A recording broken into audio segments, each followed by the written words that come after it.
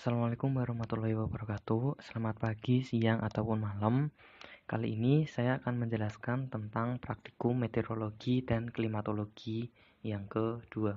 Untuk praktikum meteorologi dan klimatologi yang kedua, kita akan mempelajari tentang analisis evaporasi dan evapotranspirasi. Untuk praktikum yang kedua ini, cara penulisannya agak berbeda dari praktikum yang pertama. Untuk judul, tujuan praktikum, alat dan bahan, dasar teori, langkah kerja, hasil analisis perhitungan, kesimpulan dan daftar pustaka boleh kalian gunakan Word. Terus untuk perhitungan karena ini perhitungannya agak banyak, kalian boleh menggunakan folio. Nanti kalian foto, nanti kalian masukkan ke Word, terus jadi satu file. Untuk penulisannya di Word, kertasnya masih sama F4 atau legal, hurufnya Times New Roman, ukurannya 11, spasinya 1,5, batas kanan bawah atas 2,5. Kita masuk ke judul. Untuk judul sama seperti biasa, rata kiri huruf besar semua. Tujuan praktikumnya kalian samakan dengan buku panduan. Alat dan bahan ini untuk alat tulis kalian jabarkan ya, nanti kayak penggaris, pensil, bolpen, dan lain-lain kalian jabarkan. Untuk bahannya seperti biasa, lanjut ke dasar teori. Dasar teori ini ada 6. Dasar teori ini untuk definisi evaporasi kalian 1 umum dan 3 dari ahli. Nanti kalau kalian dapat ahli bisa ditambahkan di situ. Untuk definisi evapotranspirasi juga sama, kalian bisa tambahkan 1 umum dan 3 ahli. Lanjut ke langkah kerja. Langkah kerja kalian samakan saja seperti di buku panduan. Langkah kerja samakan. Nah, ini langsung masuk ke hasil praktikum. Hasil praktikum yang pertama perolehan data. Untuk perolehan data nanti dari saya. Yang kedua ada pengolahan dan analisis data. Kita masuk ke metode payment.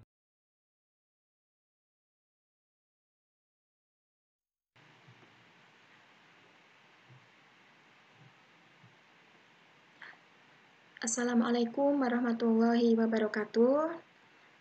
Selamat sore, salam sejahtera bagi kita semua. Semoga adik-adik praktikum meteorologi, klimatologi senantiasa dalam keadaan sehat dan selalu dilindungi oleh Tuhan. Tetap hati-hati dan waspada. Dan untuk praktikum dengan tema kedua kita kali ini yaitu akan membahas mengenai analisis evaporasi dan evapotranspirasi. Dalam melakukan analisis evaporasi dan evapotranspirasi, terdapat 2 metode yang digunakan, yaitu metode Penman dan metode Thornwright.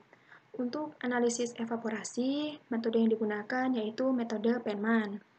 Sedangkan untuk analisis evapotranspirasi, metode yang digunakan adalah metode Thornwright.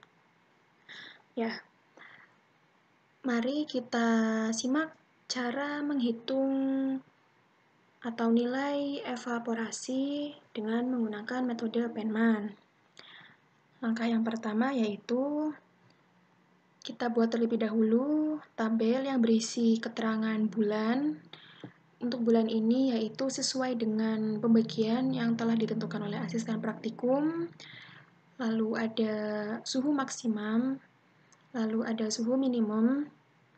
Nah, saya ambil contoh di sini yaitu perhitungan bulan November dengan suhu maksimum 31 derajat Celcius dan suhu minimum 24,1 derajat Celcius. Data ini diambil berdasarkan perhitungan yang dilakukan di Stasiun Cuaca Ahmad Yani Semarang pada tahun 1988. Oke, karena kita sudah mengetahui data yang akan kita gunakan untuk menghitung nilai evaporasi, langkah pertama yaitu kita menghitung tekanan uap jenuh absolut atau EA. Dalam menghitung EA ini, data yang digunakan sebagai patokan adalah data suhu maksimum. Data suhu maksimumnya sudah kita ketahui yaitu 31. Lalu selanjutnya kita buat tabel tekanan uap jenuh. Tabel tekanan uap jenuh ini kita catat atau kita buat terlebih dahulu untuk nanti mempermudah kita saat melakukan perhitungan mencari nilai EA. Nah, di sini terdapat tabel tekanan uap jenuh dengan angka 30 dan 40, serta 31,86 dan 55,4. Nah, mungkin adik-adik penasaran atau ingin tahu kenapa di sini angkanya yang digunakan adalah 30 dan 40. Jadi, karena kita sudah mengetahui bahwa suhu maksimumnya adalah 31, maka suhu 31 ini kita bulatkan terlebih dahulu. Kita bulatkan ke bawah, pembulatan ke bawah puluhan terdekat. Pembulatan ke bawah puluhan terdekat dari 31 yaitu 30. Lalu selanjutnya kita bulatkan lagi angka 31 ini. Bedanya kita bulatkan ke atas puluhan terdekat. Pembulatan ke atas puluhan terdekat dari angka 31 adalah 40. Lalu selanjutnya, mengapa ada angka 31,86 dan 55,4 ini?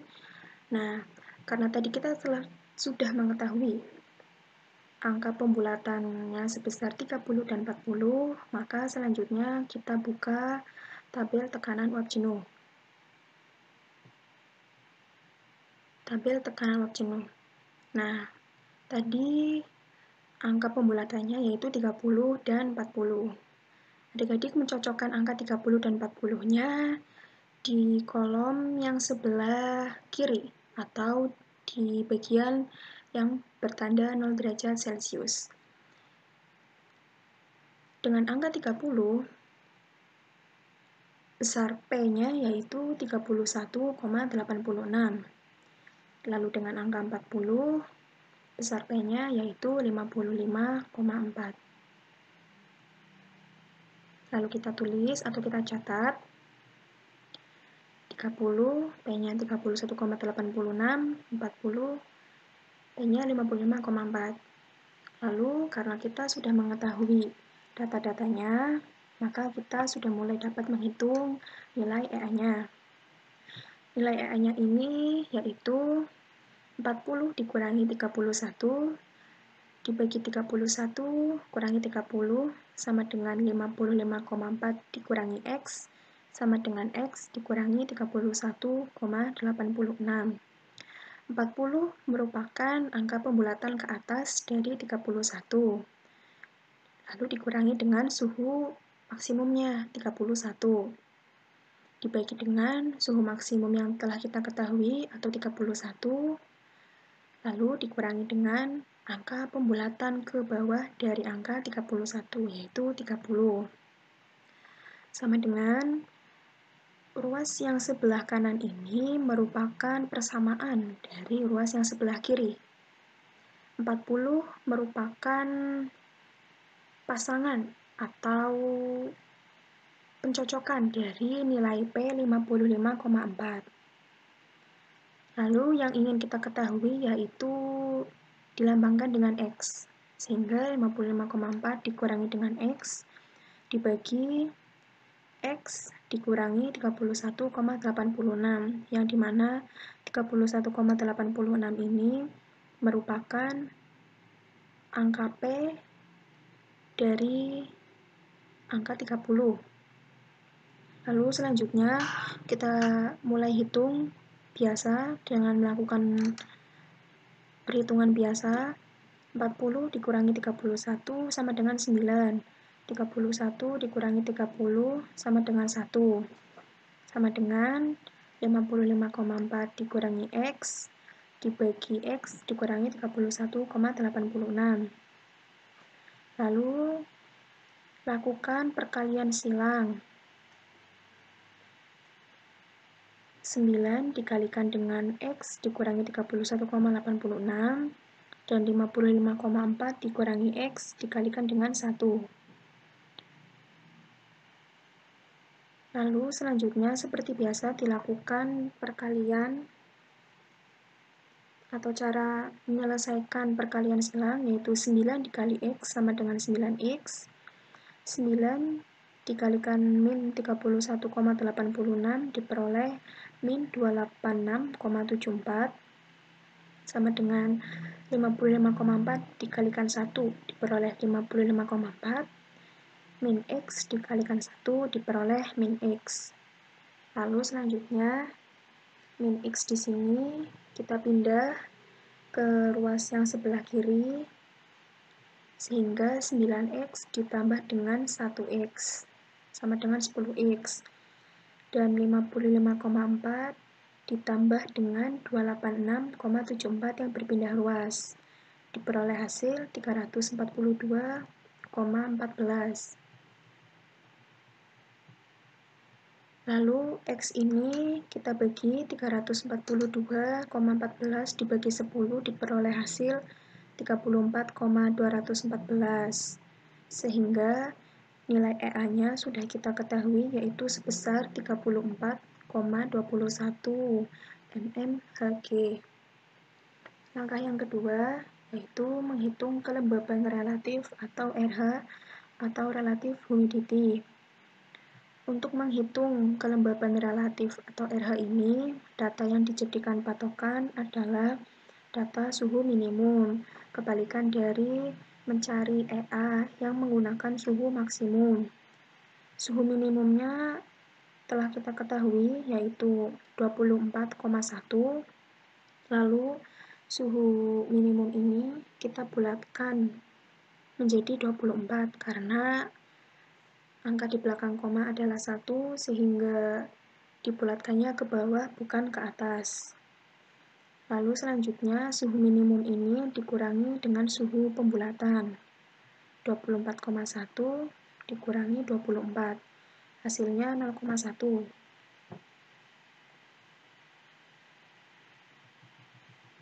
Lalu kita catat tabel kelembaban udara.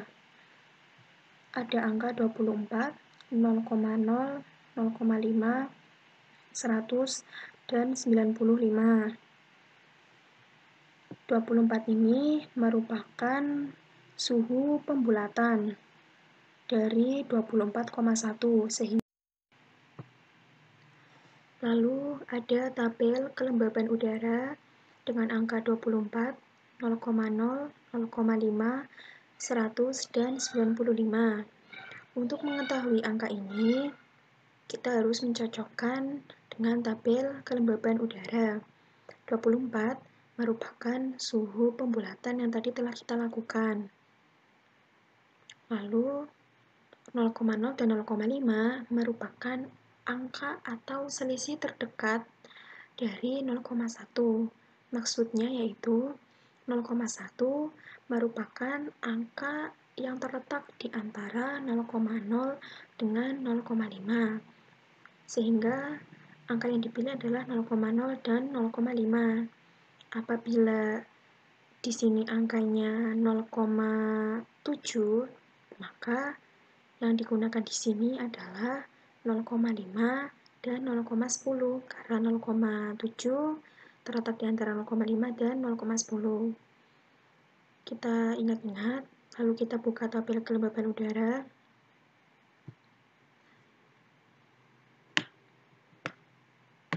Tabel kelembaban udara di sini tadi untuk angka selisihnya, dan yang ke bawah ini merupakan angka pembulatannya. Dengan selisih 0,0, kita cari angkanya yang merupakan pasangan atau pencocokan dengan tadi angka 24. Kita tarik ke bawah terus sampai menemukan angka 24. Nah, ditemukan angka 100. Jadi, dengan angka atau pembulatan 24 dan selisih 0,0, angkanya 100. Sedangkan untuk selisih 0,5 dengan suhu 24 atau dengan angka pembulatan 24, kita lakukan seperti langkah tadi, kita tarik ke bawah sampai menemukan angka 24.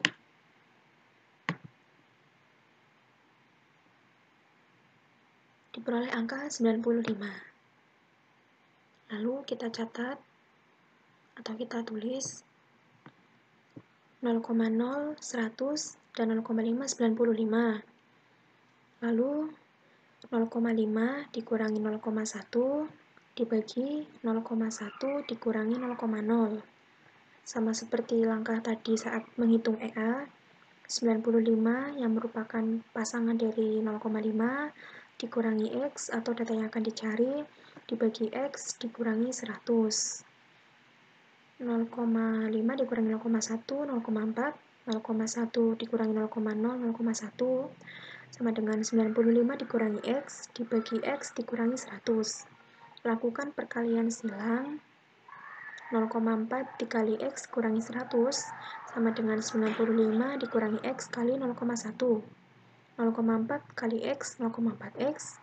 0,4 kali min 100 sama dengan min 40 sama dengan 95 kali 0,1 9,5 min X kali 0,1 sama dengan min 0,1X. Pindah ruas sehingga menjadi 0,5x sama dengan 9,5 ditambah 40 menjadi 49,5. X-nya yaitu 49,5 dibagi 0,5 diperoleh 99%. 99% ini kita ubah menjadi angka biasa, yaitu dengan kata lain 99% sama dengan 99/100 sama dengan 99 dibagi 100 diperoleh angka RH-nya 0,99.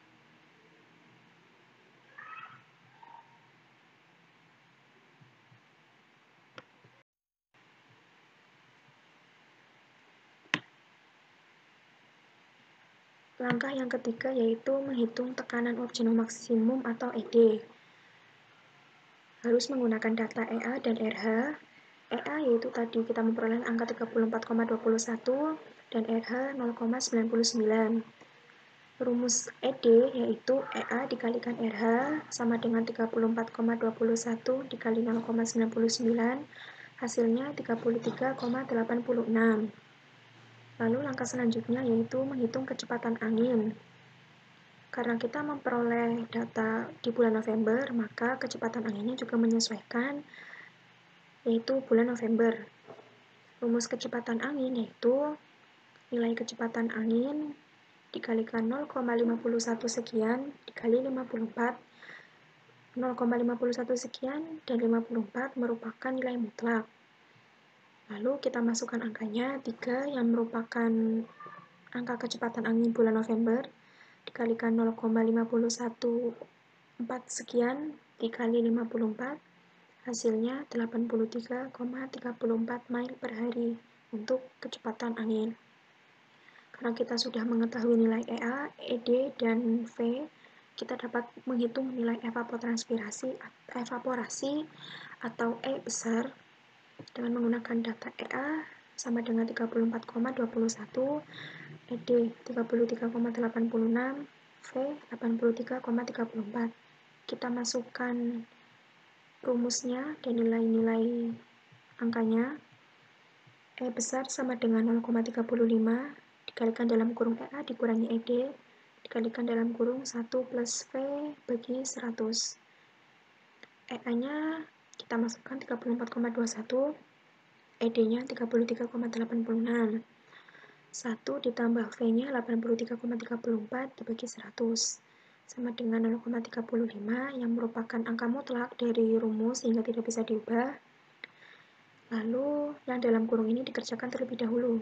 34,21 dikurangi 33,86 hasilnya 0,35. Lalu 83,34 dibagi 100 hasilnya 0,83 ditambah 1 sama dengan 0,35 dikali 0,35 dikali 1,83 dihitung menggunakan kalkulator atau Microsoft Excel hasilnya 0,224 mm per hari. Jadi berdasarkan data-data yang telah diketahui, nilai atau besar evaporasi pada bulan November tahun 1988 yang dihitung dengan menggunakan metode Penman adalah 0,224 mm per hari.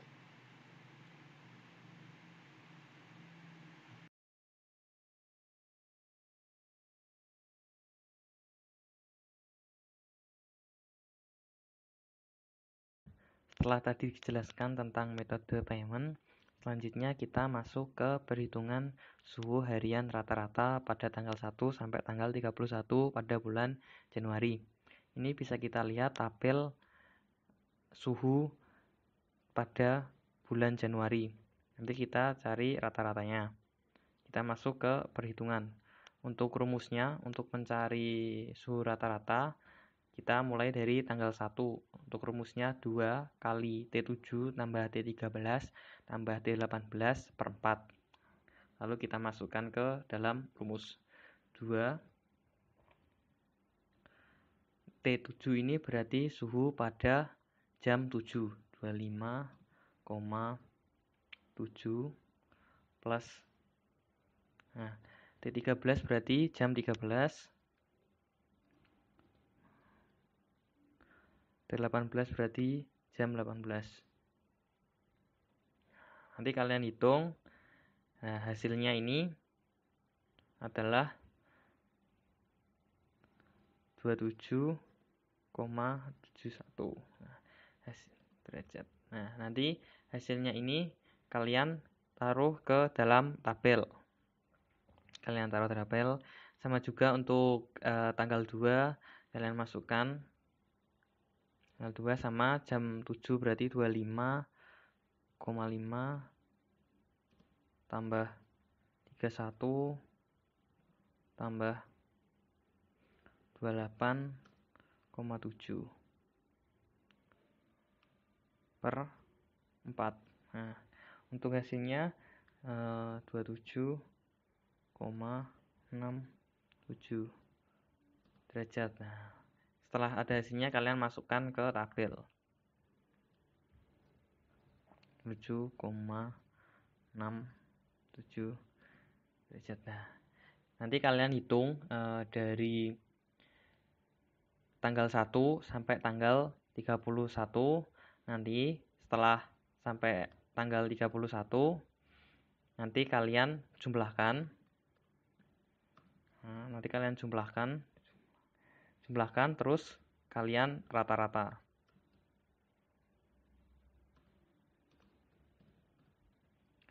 Ini jumlah terus rata-ratakan. Untuk perhitungannya seperti ini, kalian nanti perhitungan dari tanggal 1 sampai 31 tulis kayak gini, terus kalian masukkan ke dalam tabel dari tanggal 1 sampai tanggal 31. Nanti kalian jumlah kali terus kalian rata-rata. Itu untuk suhu rata-rata suhu harian. Selanjutnya kita masuk perhitungan evapotranspirasi metode Thornwirth. Nah, untuk metode Thornwirth, pertama kita cari I kecil dulu, menghitung I kecil. Datanya bisa kita lihat untuk datanya untuk metode Thornwirth. Ini datanya. Ini datanya. Pertama, setelah kita cari suhu rata-rata, kita masuk ke I kecil untuk metode Thornwirth. Untuk rumusnya I kecil T temperatur per 5 pangkat 1,514. Kita masuk ke bulan Januari. Untuk bulan Januari temperaturnya 27,3.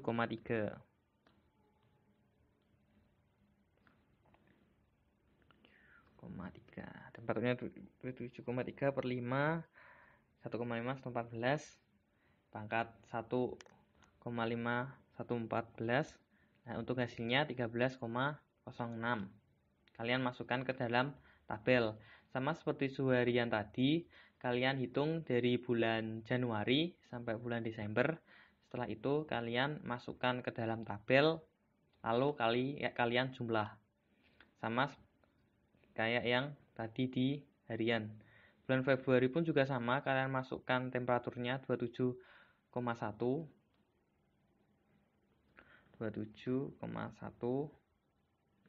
per 5 pangkat 1,514. Untuk hasilnya, untuk yang bulan Februari 12,92.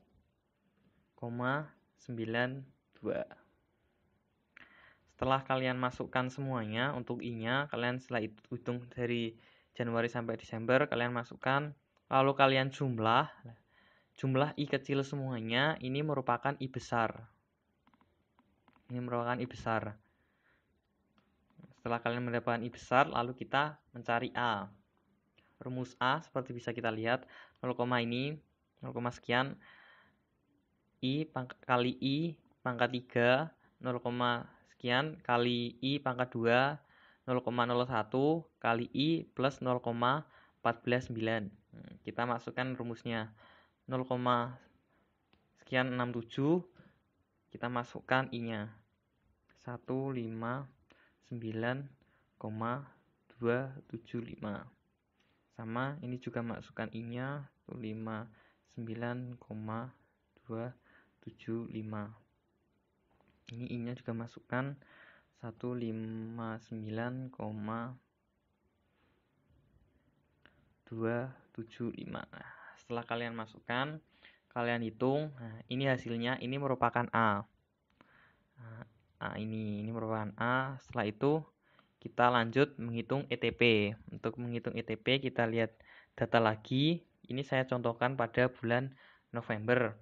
Untuk pembagiannya, satu orang mendapatkan 2 bulan yaitu bulan Desember, dan satunya itu nanti diacak dari aspra kalian masing-masing. Desember itu wajib semua mahasiswa akan menghitung bulan Desember.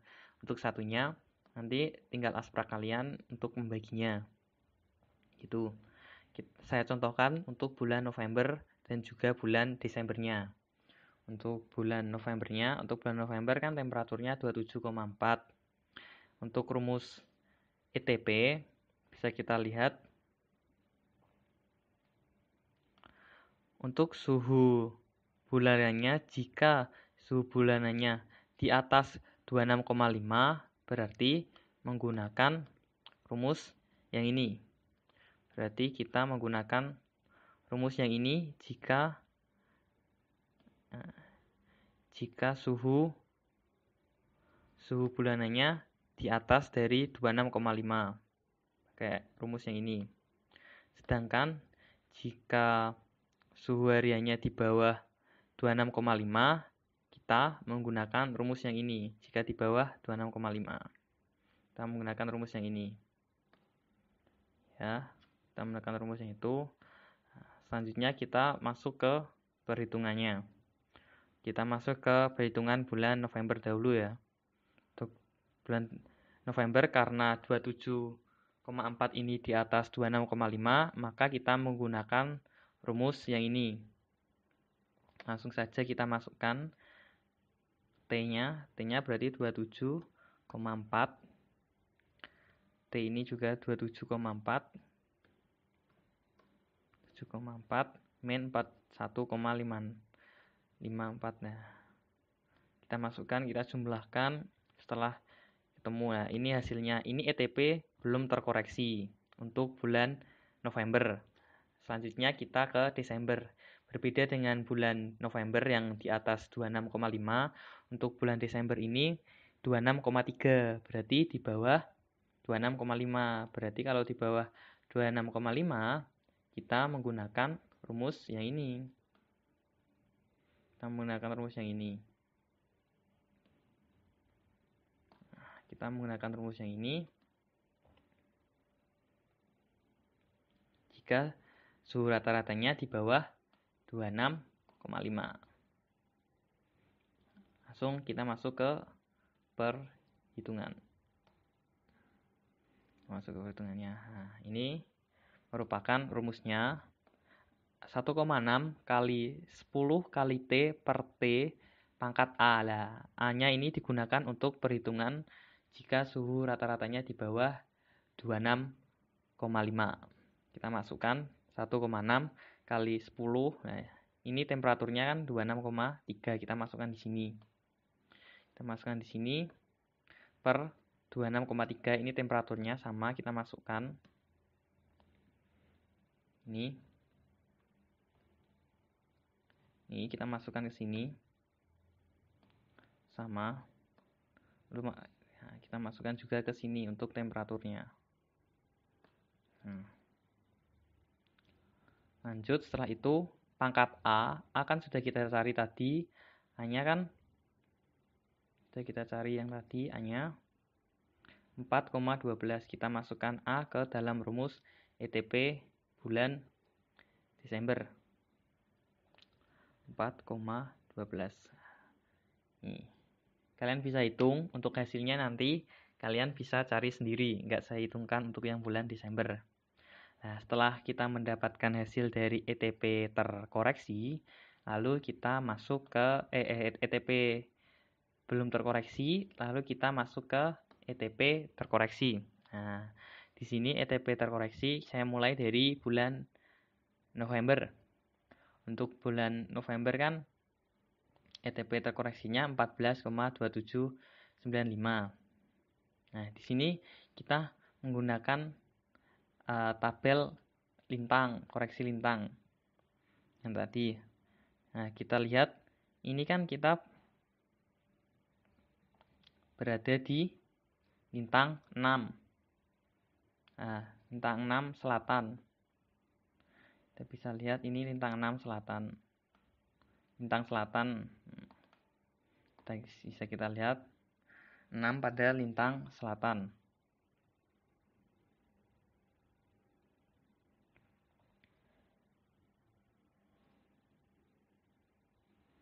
Selatan. Nah, lalu kita lihat pada tabel koreksinya. Kita lihat pada tabel koreksinya pada lintang 6. Nah, ini bulan November berarti bulan ke-11 lintang 6-nya. Bulan November berarti bulan ke-11. Bulan ke-11 lintang 6-nya. Nah, ini berarti kita tarik garis ke sini. Ini. Tarik garis ke sini. Nah, ini berarti untuk terkoreksinya. Setelah itu kita buat tabel kayak ini, lintang 6 F bulan November 1,05. Nah, untuk ETP terkoreksi rumusnya ETP kali F. F-nya yang tadi yang setelah kita cari berarti 14,29 kali 1,3 sama dengan 14,723 mm per bulan. Ini untuk ETP terkoreksi. Jadi evapotranspirasi bulan November tahun 1988 dengan metode Thornwirth adalah 14,723. Ini baru bulan November. Terus nanti kalian buat ETP terkoreksi pada bulan Desembernya juga. Sama, lintangnya nanti juga sama, F-nya juga sama, rumusnya juga sama, cuman ETP belum terkoreksinya saja nanti yang beda. Itu untuk bulan Desember.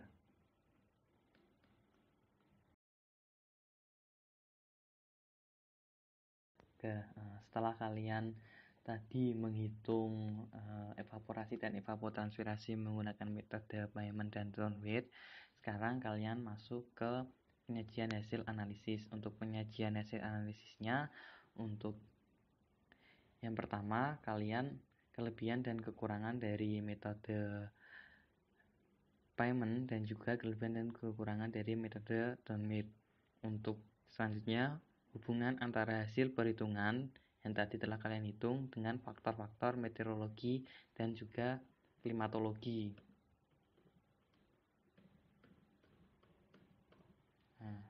Meteorologi dan klimatologi. Untuk kesimpulannya, sebelum kesimpulan, untuk penyajian hasil analisis minimal 2 halaman seperti biasa. Untuk kesimpulan 40% dasar teori, 60% analisis, dasar pustaka, minimal 2 buku, 2 web, ditambah 1 jurnal. Tambah 1 jurnal. Nanti untuk hasil analisis data ini deskripsi, paragraf seperti biasa. Sepertinya semuanya sudah saya sampaikan. Nanti kalau ada pertanyaan untuk rombel saya PG2 dan GO1 bisa kalian diskusi di grup, atau nanti kalau masih bingung banget nanti bisa PC ke asprak-aspraknya. Untuk dari yang rombel lain kalian bisa PC atau ngomongin di grup kalian masing-masing. Sekian dan terima kasih. Selamat mengerjakan.